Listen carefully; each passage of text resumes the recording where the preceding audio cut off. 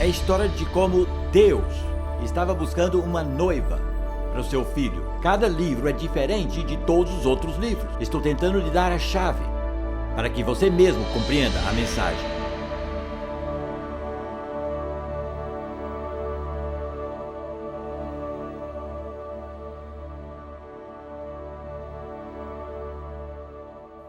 Ao ler um livro como Cantares, a nossa primeira reação é: o que um livro como este está fazendo na Bíblia? Certamente nunca me ensinaram isso na escola dominical e não há nenhuma menção de qualquer coisa espiritual no livro do começo ao final. Não há nada sobre salvação, não há nada sobre oração ou sobre o céu. Deus não é mencionado nenhuma vez. Na verdade, há 2 livros do Antigo Testamento em que Deus jamais é mencionado.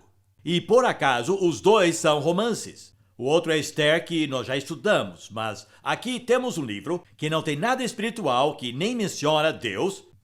E no começo, por muitos anos, jamais preguei sobre ele e não conseguia entendê-lo. E acho que muitos também não o entendem. Bom, vamos começar com o título: O Cântico dos Cânticos. Esse título se deve ao fato de que o hebraico não contém superlativos.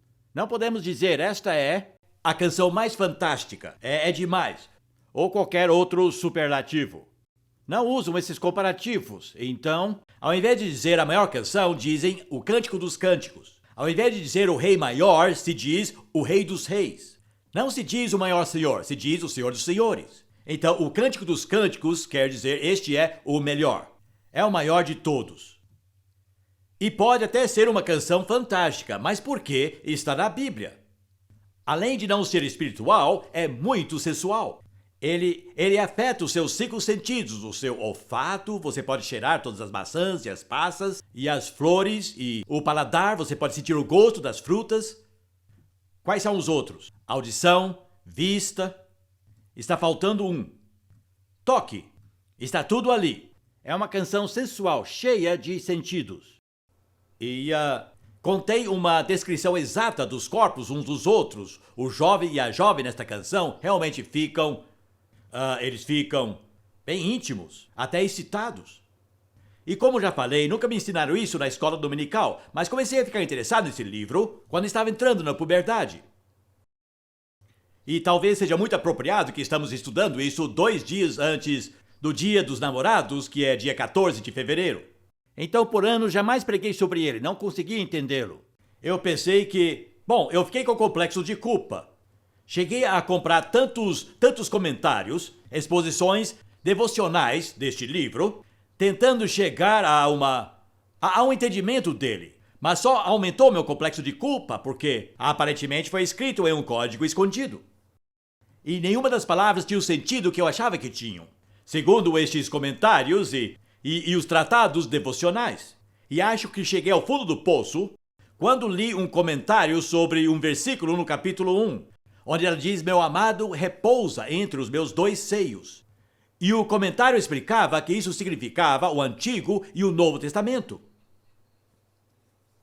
E eu me lembro que eu pensei: socorro! Eu sou um cristão muito carnal. Porque quando eu leio aquela frase, a última coisa que me vem à mente é o Velho e Novo Testamento. Sabe? E eu pensei, Deus deve ter colocado esse livro na Bíblia como um tipo de pegadinha para descobrir se éramos cristãos espirituais ou carnais. Então, eu nunca mais abri este livro. Ouvi dizer que os rabinos tratavam esse livro como um livro santo, chamavam-no o Santo dos Santos. E alguns até tiravam seus sapatos quando liam este livro. E eu achava isso bem extraordinário. Então, o que fazer com um livro como este? A primeira coisa que quero falar é que ele não é uma alegoria. Uma alegoria escrita em códigos. Uma alegoria é uma história de ficção que alguém inventou e que contém uma mensagem escondida. E as coisas não são o que parecem na superfície. Sempre há um sentido escondido. Acredito que uma das alegorias mais clássicas é O Peregrino, de John Bunyan, em que há um sentido diferente para tudo. A casa é chamada bonita e a colina é chamada dificuldade. E é óbvio que nada ali é real. Nada é o que parece ser.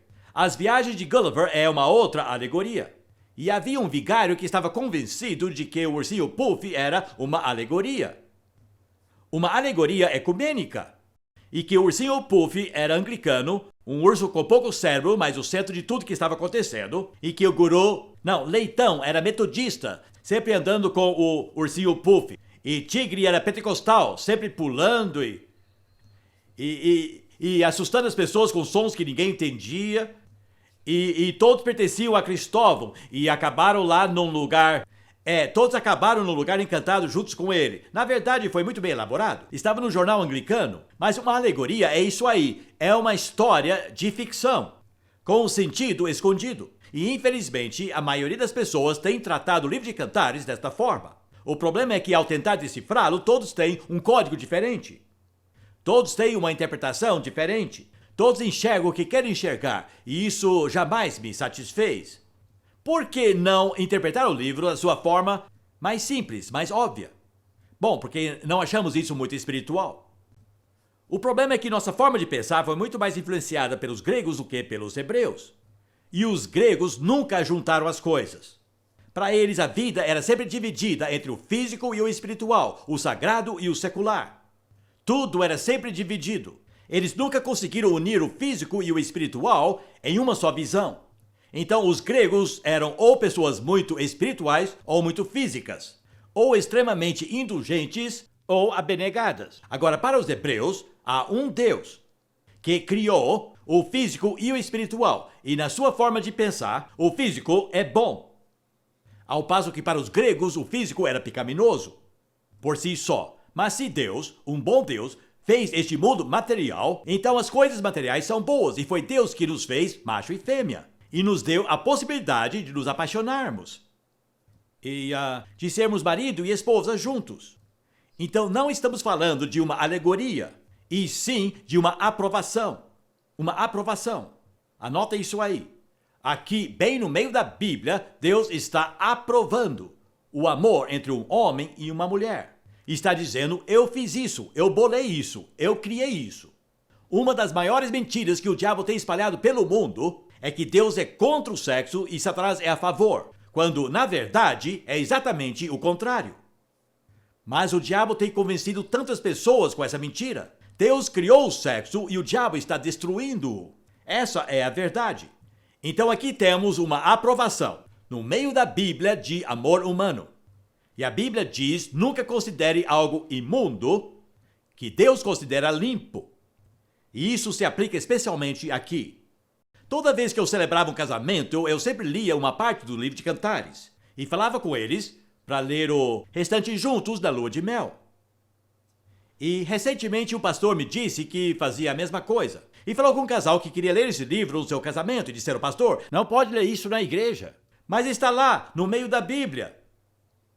Bom, será que o livro de Cantares é apenas isso? Será que é simplesmente uma afirmação da sexualidade humana? Não, é mais do que isso. É também uma analogia. Não é alegoria, e sim uma analogia. E eu vou explicar a diferença. Uma alegoria é uma obra de ficção com um sentido escondido, mas uma analogia é um fato parecido com outro fato. Agora, este livro, como já lhes falei, é um romance do começo ao final. É uma história de amor. Foi escrito para você por alguém que lhe ama mais do que qualquer outra pessoa. É uma carta de amor. Quando minha esposa e eu mudamos de residência, nós achamos amarradas em pacotes as cartas de amor que escrevemos antes de nos casarmos. E eu abri uma das cartas que eu tinha escrito e eu li apenas uma carta. E fiquei abismado. Como um homem de inteligência normal poderia escrever tanta baboseira? Baboseira. Sabe, você já escreveu scuba nas costas do envelope? S-C-U-B-A? Para quem não sabe, essa sigla significa selado com um beijo apaixonado. E uma vez um jovem disse à namorada, toda vez que eu recebo uma carta de você, eu beijo as costas do envelope, porque eu sei que os seus lábios o beijaram. E ela ficou da cor de uma pimenta. E ela disse, na verdade, umedeço o envelope com o focinho do meu cachorro. E, obviamente, acabou com o clima romântico que havia ali. Mas quando achamos as cartas de amor que havíamos escrito, estavam caindo aos pedaços.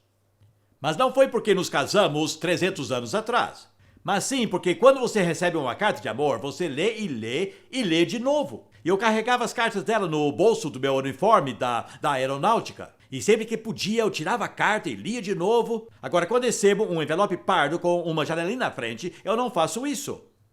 Especialmente se diz imposto de renda de Sua Majestade no topo. Mas cartas de amor a gente lê inúmeras vezes. Alguma hora, olhe as bordas de sua Bíblia. Olhe a borda quando está fechada. E veja onde está suja. Já fez isso? É interessante. Sabe, porque é uma carta de amor, para ser lida como carta de amor. É uma história de romance sobre como Deus estava à procura de uma esposa para seu filho. É isso que a Bíblia é. E termina com um casamento.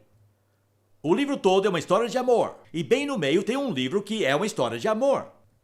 E romance é uma chave para a realidade. É isso que esse livro está dizendo. Então, uma analogia é quando você diz isso, que é um fato, é como isso, que é um outro fato. E Jesus sempre usava analogias. O reino dos céus é semelhante. Isso é analogia. É semelhante a isso ou aquilo.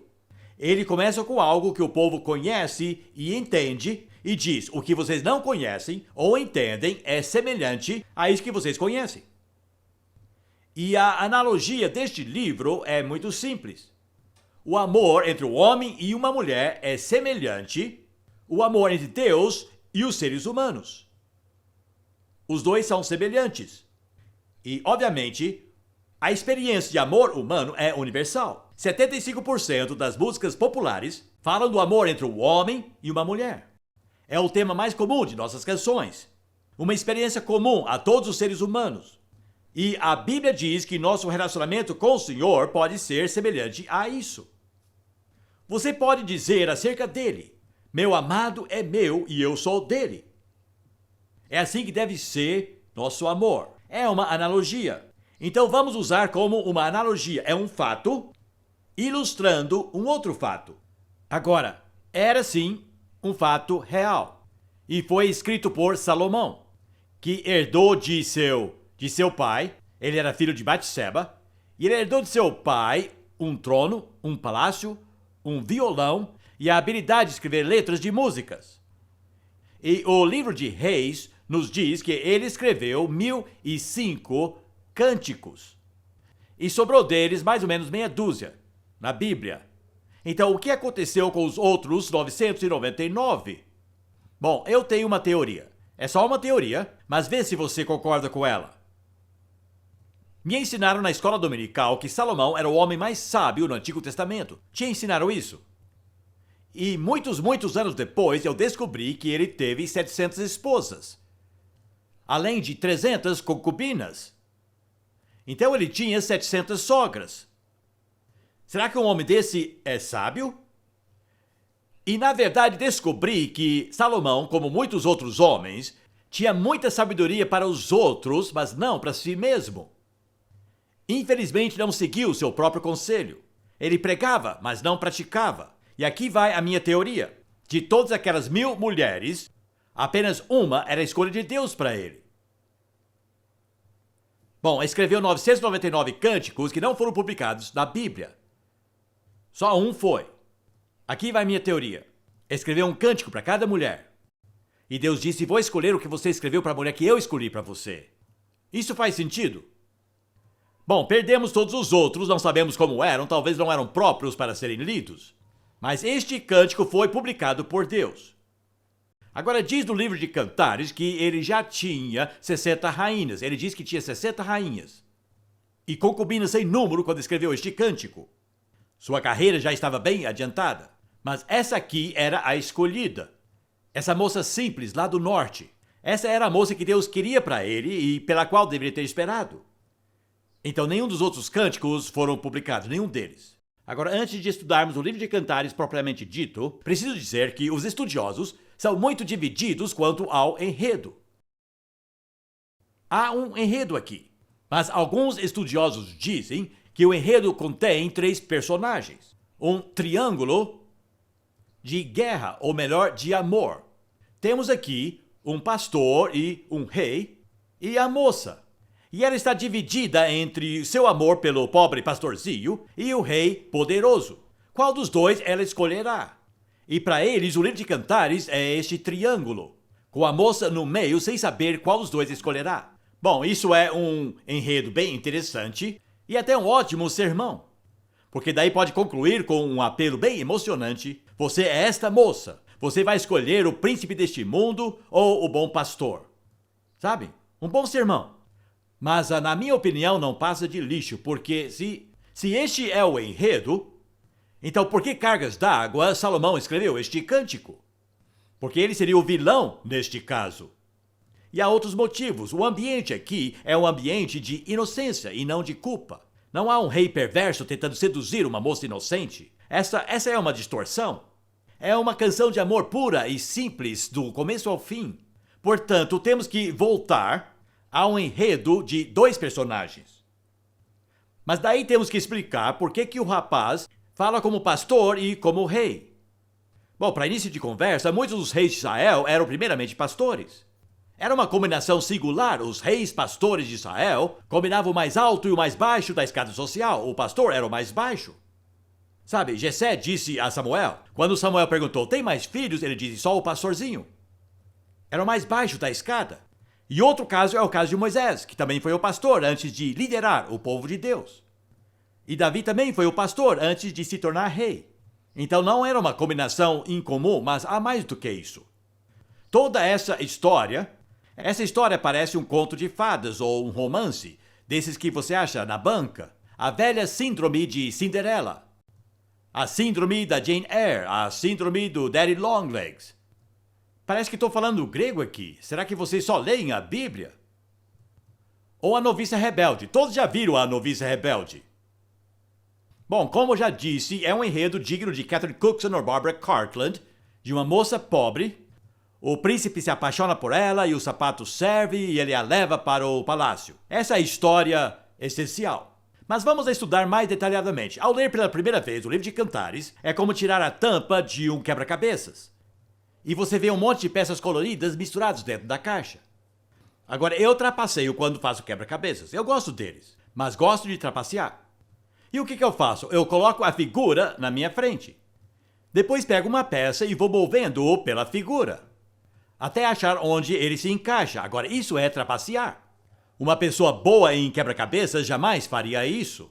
Na verdade, eles gostam de caixas que não têm figuras na tampa. E ao ler o livro de Cantares pela primeira vez, é como abrir uma caixa de quebra-cabeças sem figura na tampa. E você vê aquelas peças, um monte de peças com cores diferentes.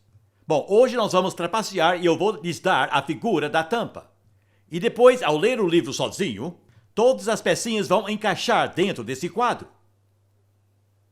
Eu quero começar dizendo algo que se encontra no último capítulo 8 na sua Bíblia. E lá diz que Salomão tinha uma chácara nas encostas do Monte Hermon, no norte.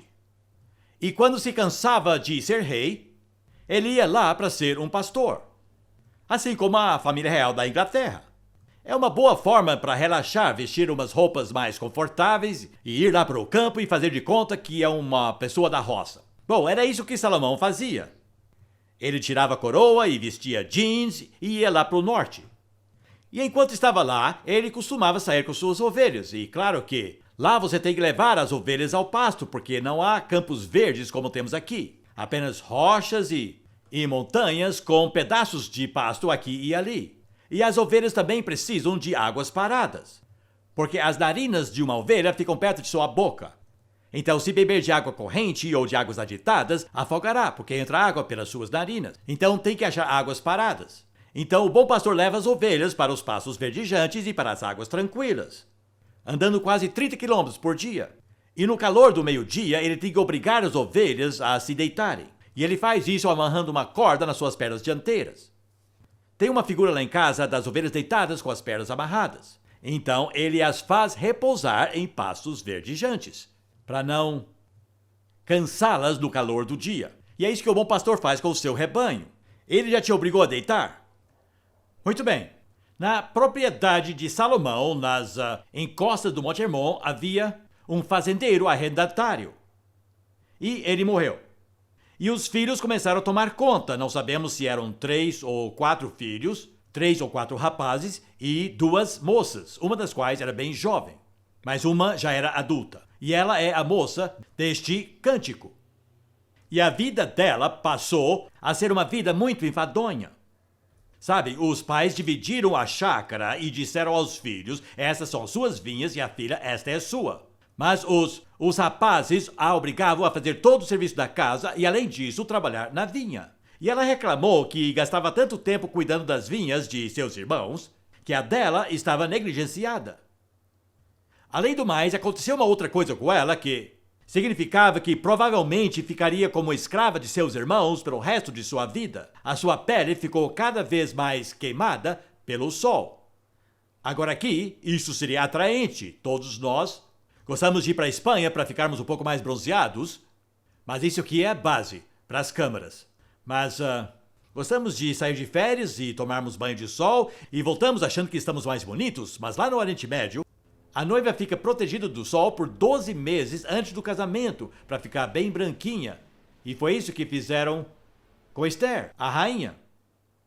Se você tem uma pele muito clara, não saia andando pelo deserto montado em um camelo, porque senão você subirá lá nas dunas cantando as músicas do deserto e nunca mais lhe veremos. Então, essa pobre moça estava ficando cada vez mais queimada no sol e, portanto, suas chances de um bom casamento estavam sumindo dia a dia. E ela pensou: ficarei presa a meus irmãos pelo resto da minha vida, serei escrava de meus irmãos.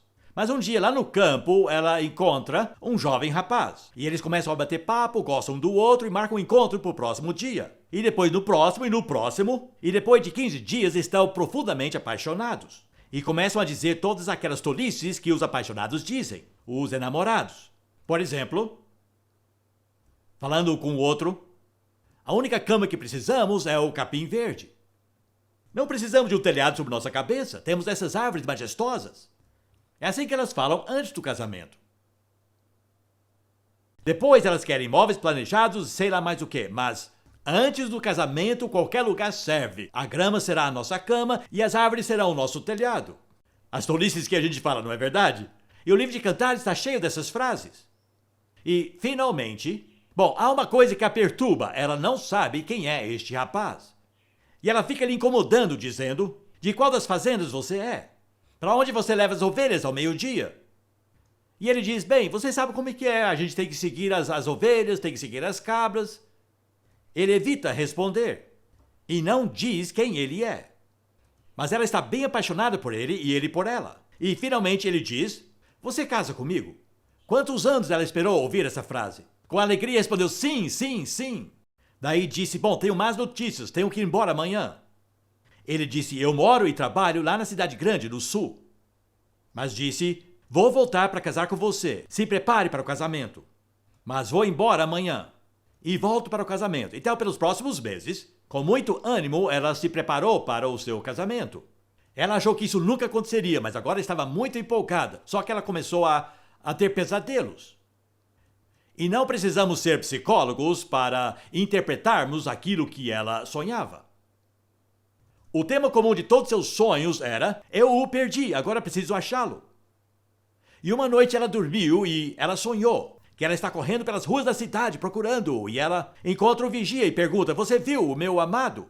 Só que ninguém o viu. E ela corre pelas ruas: onde ele está? Onde ele foi? E depois ela o acha e ela o segura. E ela o arrasta de volta ao quarto de sua mãe e diz: jamais vou lhe deixar. E ela acorda abraçando o travesseiro.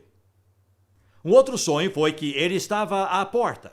E ele enfiava a mão para tentar abrir a porta pelo lado de dentro, só que ele não conseguiu abrir a porta porque estava travada mais embaixo. E você já sonhou que estava paralisado e não conseguia se mexer? E foi assim que ela ficou nesse sonho, e não conseguiu sair da cama. E ele está tentando abrir a porta, e ela ficou frustrada porque não conseguia se mexer. E a mão dele desaparece. E de repente ela consegue se mexer, e ela corre até a porta e abre a porta, só que ele se foi. Agora, qual é a explicação destes pesadelos que ela tem deitada em sua cama? A resposta é muito simples: o receio de que ele não voltará para casar com ela. Está começando a pensar que foi uma curtição passageira de suas férias. E não guardará sua promessa. Mas daí um dia, ela está no campo quando de repente vê uma grande nuvem de poeira lá na estrada. e cavalos e carros estão vindo pela estrada. E diz para seus irmãos: quem é este? E eles respondem: é o dono, é o rei, o rei Salomão de Jerusalém está vindo para visitar suas terras. E se preparam para prostrar-se diante do rei. E ela nunca ouviu, então ela olha assim meio de soslaio e vê que o jovem rapaz daquele grande carro é seu jovem namorado. E levou um choque ao perceber. Sabe, porque todo mundo sabia que ele já tinha 60 rainhas. E foi um choque perceber que ela seria número 61. E que agora teria que abandonar sua vinha e ir morar lá no palácio. E ao fazer isso, depois de se casarem, ao comparecer ao primeiro banquete, um banquete em sua honra, ela está sentada na primeira mesa, ao lado do rei. E ela está cercada por 60 rainhas bem lindas, com suas peles bem claras, com trajes reais. E ela disse: parem de me encarar, essa pele escura veio do sol, porque eu fui obrigada a cuidar das vinhas de meus irmãos. Não tenho culpa. E ela tem um complexo bem grande de inferioridade. E há um fato bem interessante que podemos ver aqui. Ela fica constantemente se comparando com as outras rainhas. Sabem? Se Salomão tivesse esperado para achar a esposa certa, quando o homem tem várias esposas, elas começam a se sentir um pouco inseguras. E começam a se comparar entre si. E começam a dizer: você ama ela mais do que a mim? Isso nunca foi o propósito de Deus. Se ele tivesse esperado para achar a moça certa, tivesse uma só rainha. Essa era a vontade de Deus para ele. Mas infelizmente ele tinha um péssimo exemplo de seu pai e de outros reis e líderes daquela época.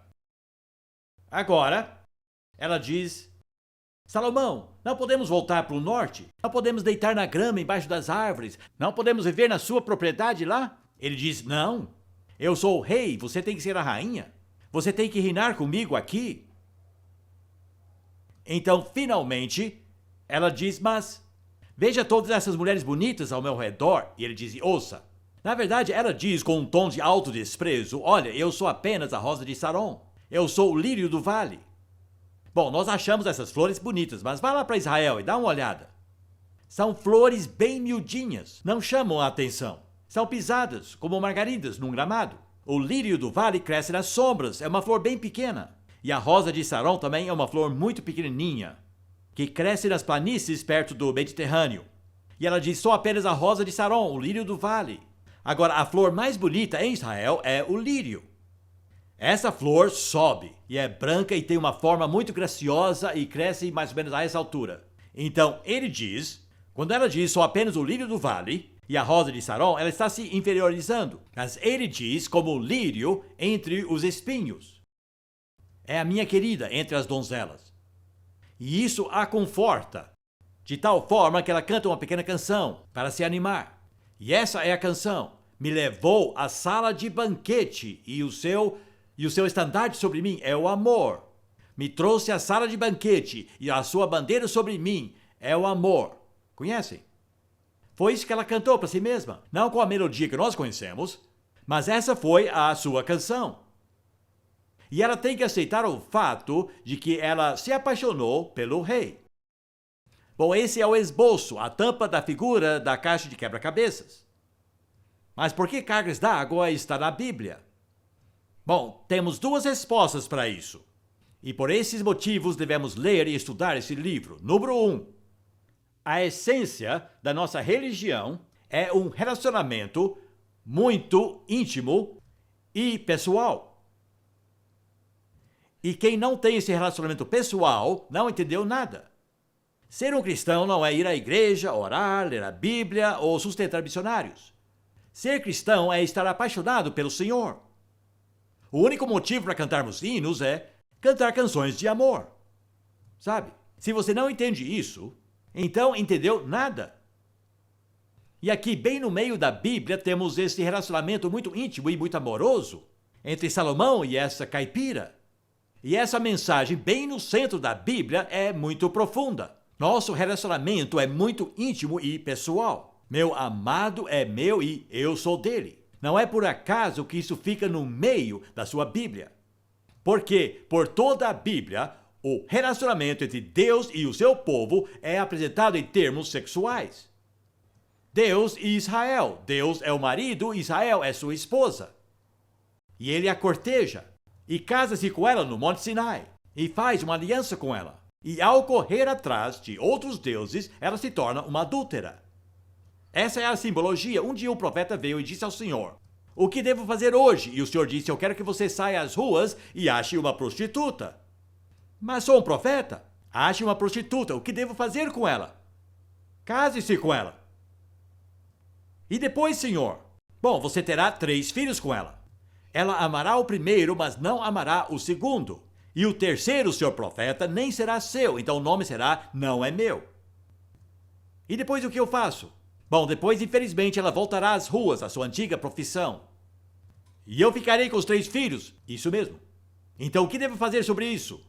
Você irá atrás dela e compre-a de volta do cafetão que está controlando-a. E traga-a de volta. E ame-a novamente. E depois, Senhor? Depois vá e diga a Israel, meu povo, é assim que eu me sinto sobre vocês. O profeta Oséias. Isso aconteceu com o profeta Oséias. Este é o relacionamento completo no Velho Testamento entre Deus e Israel. Ele a corteja, conquista e a perde, mas ainda a ama e quer trazê-la de volta para casa. Um relacionamento muito pessoal. E quando prosseguimos para o Novo Testamento, é exatamente a mesma coisa. Cristo diz, eu sou o noivo.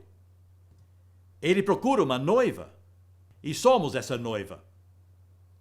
E na última página da Bíblia, a noiva está tão ansiosa pelo casamento que ela diz, vem. A noiva diz, vem. Ela está ataviada, com roupas de linho branco, que é a sua justiça. Este é o tema, é uma história de amor do começo ao fim. E o livro de Cantares expressa esse relacionamento. E o que o jovem diz à jovem no livro de Cantares, o Senhor diz a você. E o que ela diz ao rapaz, você pode dizer a ele. E é por isso que tantos hinos e cânticos que nós cantamos surgiram deste livro. Não é alegoria, não é recheado de significados escondidos. Romãs são romãs e seios são seios. Deus diz o que quer dizer, mas é uma analogia do relacionamento vertical que podemos ter. E agora, número 2. Claro, nosso relacionamento com o Senhor não é erótico, mas é emotivo. Não é erótico. E há restrições deste livro, ele não entra nos detalhes físicos como fariam a maioria das mentes modernas. É uma história fina e elegante. Não obstante, o relacionamento é sim emotivo. Eu me lembro do Senhor Jesus com Pedro, depois que Pedro o negou, numa fogueira de brasas, em um pátio. O Novo Testamento só menciona uma fogueira de brasas uma vez, e foi alguns dias depois da Galileia. E Pedro viu a fogueira e se lembrou. E Jesus disse a ele, Pedro, esperava que você fosse o primeiro pastor, mas agora receio que terás que distribuir os inários. Foi isso que Jesus disse a Pedro? Não, na verdade ele disse, terás que ficar 25 anos no purgatório antes de ir para o céu. Não, ele disse, ficará no banco por 1 ano e vamos ver como você se comporta. Se você for bem, eu vou reconsiderar. Não. Ele disse, Pedro, posso lidar com você, desde que eu tenha certeza de uma coisa. Você me ama? O Senhor não pergunta quantos capítulos você leu na Bíblia ou quantas vezes foi à igreja, mas pergunta, você me ama? É uma história de amor, esse é o ponto mais importante. Qual é o resumo, até da própria lei? Ame ao Senhor com todo o seu coração, alma e força, e ao teu próximo como a ti mesmo. Então veja a importância que o amor tem. Agora o outro ponto é, o seu relacionamento com o Senhor não é apenas bem pessoal, é também muito público. A maioria das pessoas se apaixona pelo Senhor porque eles o veem como seu pastor. Aquele que os guiará pelo vale da sombra da morte, aquele que os guiará às águas tranquilas e aos pastos verdejantes. E depois de algum tempo de ter se apaixonado por Jesus como pastor, que cuida de você como ovelha dele, você acorda para descobrir que ele é um rei. E ele é o rei dos reis, e você é noiva dele, e você será rainha e reinará com ele. E isso traz muita exposição pública. E isso coloca uma responsabilidade sobre você, que às vezes é bem, pesado. Você é noiva dele, você é da família real, do rei do universo. O rei dos reis vai se casar com você. E isso muda o relacionamento completamente. E não seria bom se isso fosse uma coisa mais particular, se pudéssemos voltar para a vinha lá de Hermon? Sabe, manter em segredo o seu relacionamento com o Senhor. Nos pouparia de muitas coisas desagradáveis, de muita crítica e de muita exposição. Porque assim que você conta aos seus colegas que é cristão, eles te observam o tempo todo. Nunca tiram o olho. Esperam que você seja diferente. Não seria melhor ter um relacionamento particular com Jesus? Não, não pode. Ele é o Rei dos Reis e o Senhor dos Senhores. Você se apaixonou por um rei. Sabem, a nossa rainha-mãe nunca achou que seria rainha. Era uma pessoa comum, não era realeza.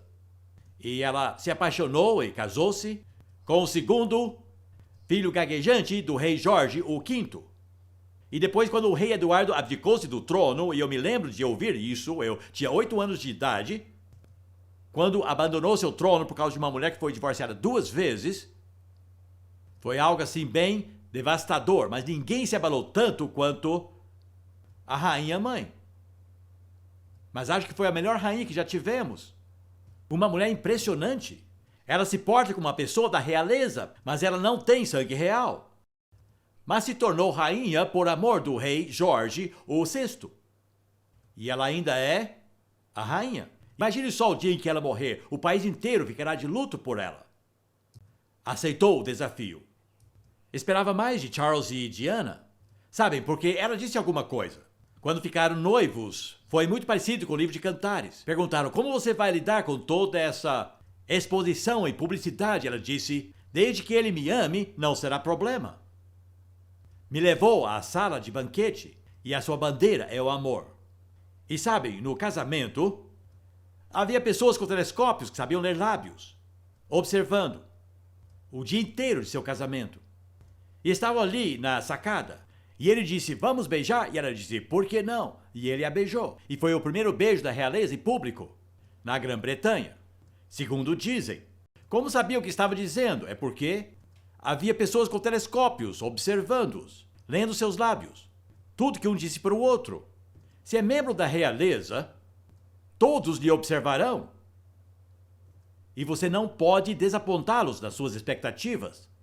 Não importa sua procedência. E essa pobre garota do campo acordou um dia dentro do palácio. E todos estavam observando-a. Porém, era o seu chamado. E este é seu chamado em Cristo, não apenas para ter um relacionamento íntimo e pessoal com Jesus, mas também mostrar isso em público. Seja responsável, como membro da família real. Que mensagem este livro tem? Leia juntamente com ele o Salmo 45. Este salmo acompanha muito bem o livro de Cantares. E o nosso hino nacional foi tirado deste Salmo 45. E tem tudo a ver com ser uma princesa real, pois este é o nosso chamado. Bom, espero que isso torne o livro de Cantares um pouco mais interessante.